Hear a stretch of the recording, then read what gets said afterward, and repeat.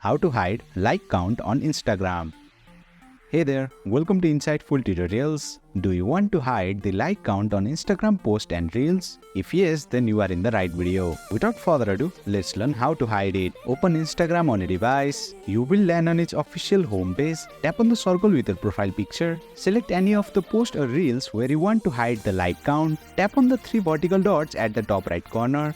Here, you will see the option for hide like count. Tap on it. As you can see, the like count has been hidden. The only way to hide likes on your Instagram post and reels is individually by following the method just shown. As of now, you can't hide likes on all your Instagram posts and reels at once. Let's see the common mistake that people make while trying to hide like count on their Instagram post and reels. For that, come back to your Instagram profile, tap on the hamburger menu.